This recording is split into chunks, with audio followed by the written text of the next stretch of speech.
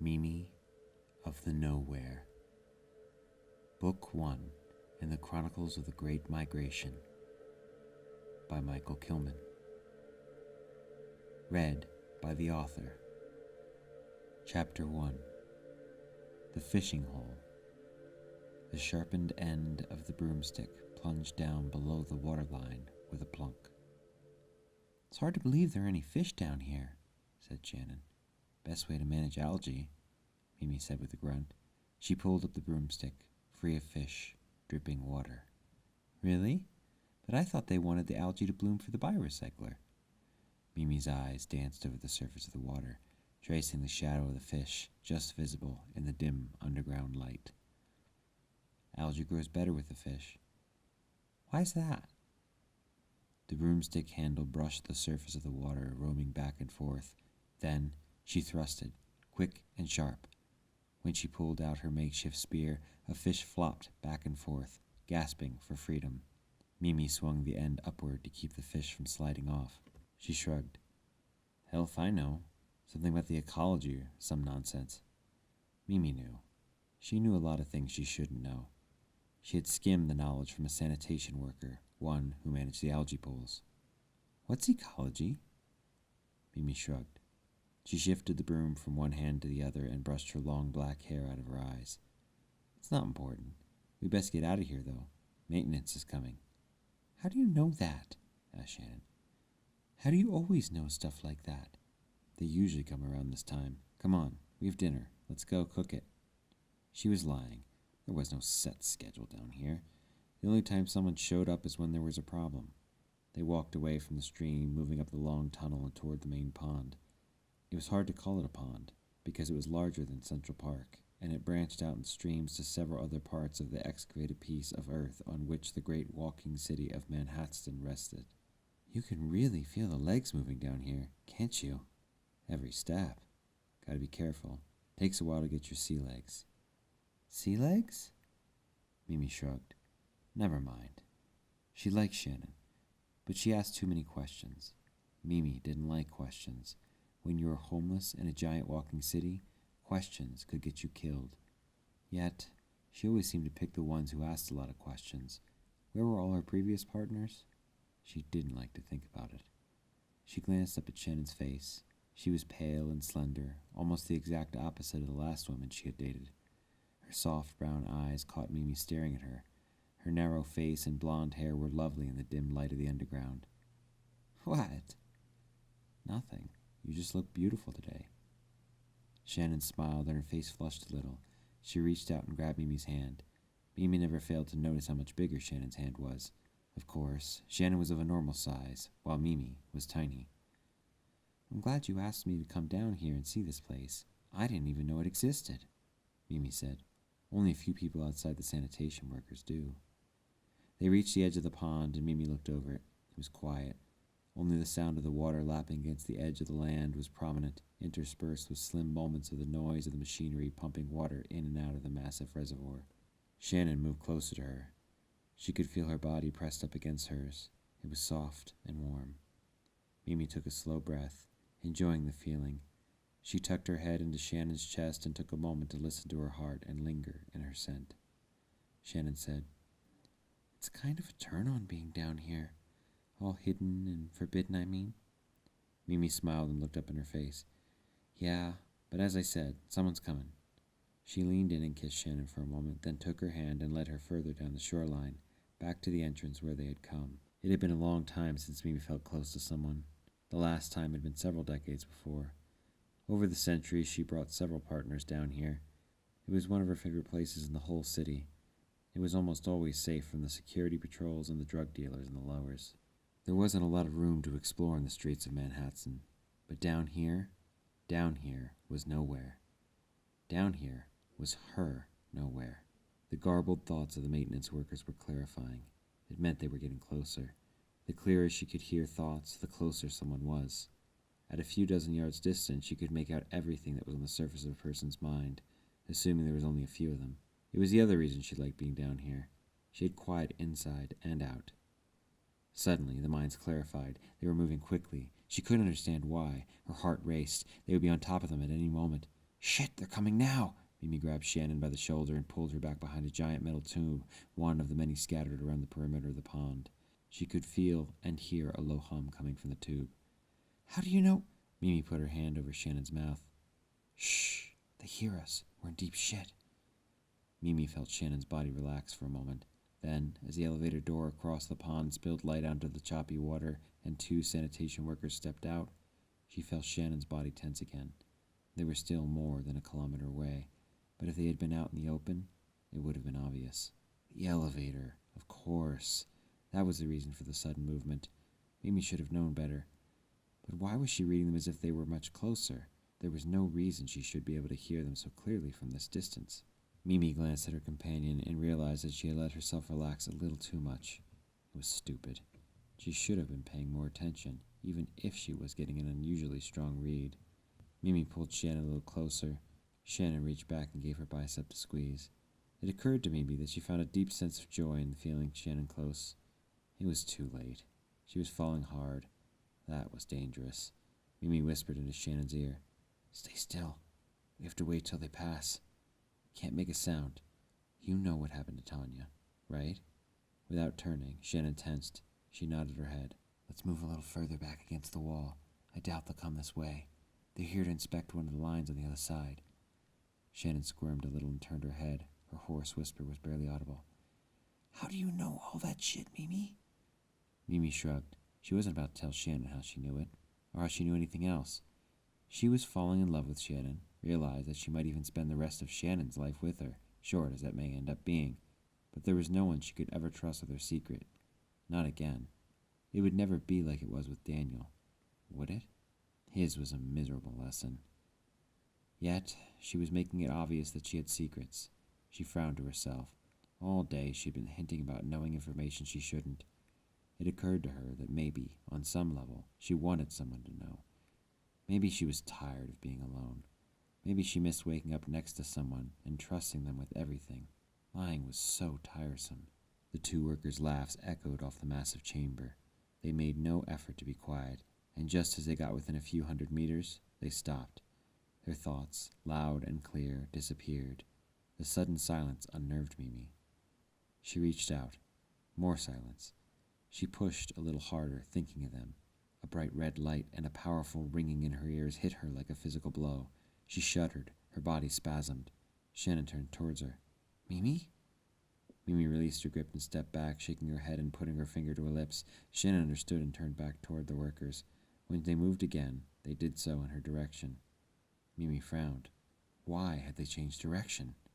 Minutes passed. No sign of their minds. No intentions. Just silence and hints of footsteps and murmurs. Mimi felt her heart beat harder. Sweat gathered on her forehead. She was having trouble breathing.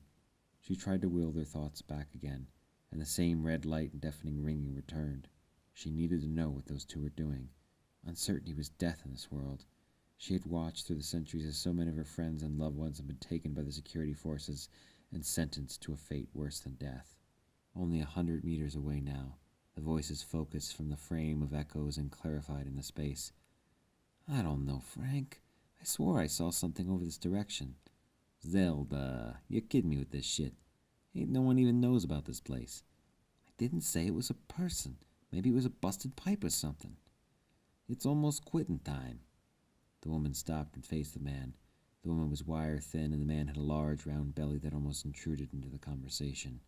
Frank, you know damn well if there's a major issue, we're going to be down here for weeks cleaning up the mess. So let's report we heard some strange noises in the pipes and send someone else down to investigate, said the man. Mimi ground her teeth. No minds, only voices. That vacant silence felt as if someone had scooped something essential out of her. So far as she could remember, this had never happened before, not since the voices began. It could mean the end for her and Shannon.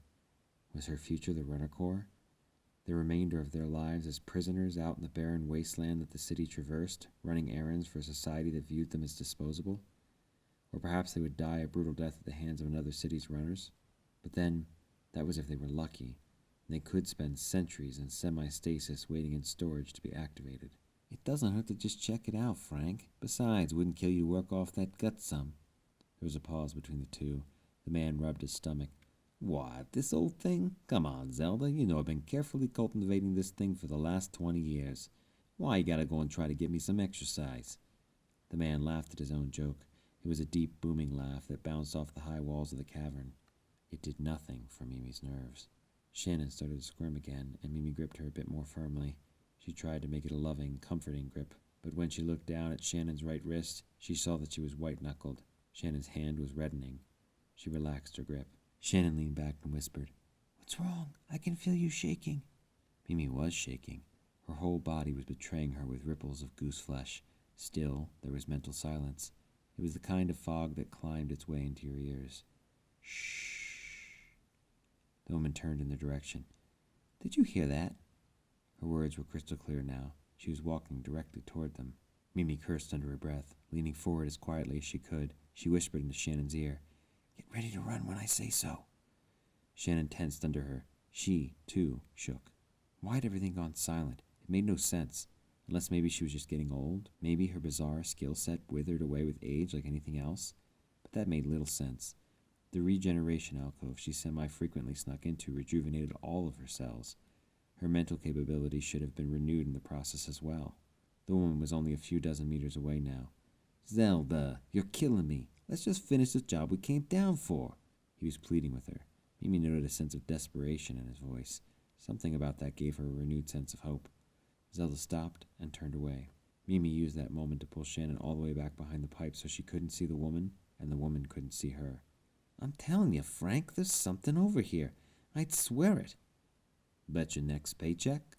There was silence for a moment. "Well, nah.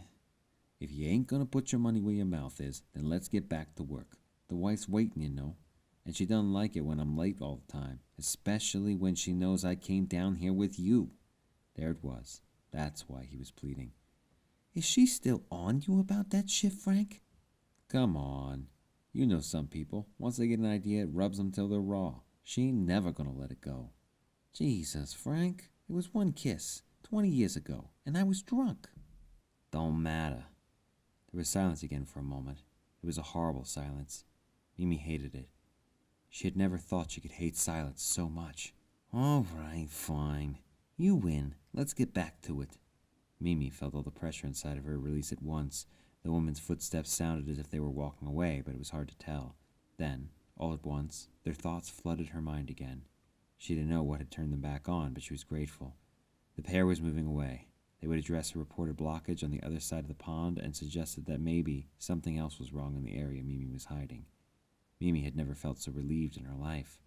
She stuck out her head from cover and watched and waited a few minutes more. She probed the area for any other mines, and when she sensed none, she said, "Come on, all clear." There are only two ways out of the pond, the elevator and the stairs. No sanitation worker in their right mind would use the stairs. It was 102 levels from the lowest sub-basement to the algae pools. Shannon had moaned the entire way down about how difficult it would be to come back up. She had complained that her legs were already jelly from going down 102 flights, and Mimi expected her to bitch the whole way back up. But as they approached the metal-grated stairs, still keeping their eyes on the ever more distant workers, Shannon was silent. They began their ascent. Mimi turned and looked at her face. It was ghost pale. Mimi didn't have to skim her mind to know it was wrong. She shouldn't have mentioned Tanya. She wanted her to take the threat seriously, but she didn't want to scare the living shit out of her either. She imagined that mentioning Tanya probably deepened Shannon's terror as the woman had approached. Mimi grabbed Shannon's hand and faced her. She tilted her head up and kissed her deeply. Mimi pulled away and stared right into Shannon's eyes. "I'm sorry. I didn't mean to mention it." Shannon looked down at the floor. "It's okay. I still can't believe she's gone." "She's not gone. She's in the runner corps." "She's dead." "No, she's not." Shannon twirled her hair and chewed on her lip. "You know what they say about women in the runner corps." "Weak women, Shannon. Tanya was bigger and stronger than most women." "Enough to move in those metal suits? Can you say for certain she's alive?" Shannon was pleading. Mimi said nothing. She had tried to find out. She had even snuck down to the dock several nights in a row to skim someone. The inspectors weren't helpful. There were just too many runners to think about, and the inspectors didn't know anyone's names. Once you became a runner, you were just a number, a designation. Unless she could find out what Tanya's designation had become, there was no use. She had tried to probe the recycled runners, but they were nothing but empty hard drives. Too empty. Like trying to read a brick. They augment their muscles, you know. What do you mean? I mean they inject them with some kind of hormone or chemical or something that makes them stronger. Shannon's eyes squinted. How do you know that? The same way I know everything else. I listen. If you did as I told you when we were out scavenging, you would know just as much as me. It was a lie. Shannon couldn't skim minds. Mimi wasn't entirely sure if anyone else in the city could either. As far as she knew, she was alone. It almost made her laugh when she thought about it. What a great gift to be wasted on a homeless woman. Yet, something had happened this afternoon. Something that made her question if she was alone. Why the red light and tone? Could someone out there be blocking her? Listen, you're just going to have to trust me. Tanya's okay. One of these days, we'll bust her out.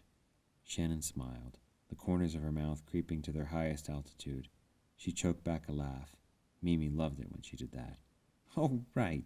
2 bag ladies are going to bust down into the runner docks and to liberate another bag lady. Sounds like something from the vid screens. Her smile melted. Sometimes having hope is foolish, isn't it? Mimi squeezed her hand. Crazier things have happened. Really? When? We are in what was once the bedrock at the base of a giant walking city, aren't we? I think that qualifies as a crazy miracle. Whoever thought up this idea to deal with climate change had to sound like a total nut job. But they did it, didn't they? They pulled it off. And not just once. I guess so. Shannon's voice sounded soft and resigned. Do you know how many cities are still out there? I don't know. Couldn't be more than a dozen left. You think Manhatsten will be around for a while? Hell if I know. She nodded her head towards the stairs. Come on, I'll race you to the top. You're joking, right? I mean, you're really joking? Nope. And Mimi ran up the stairs, taking 2 at a time.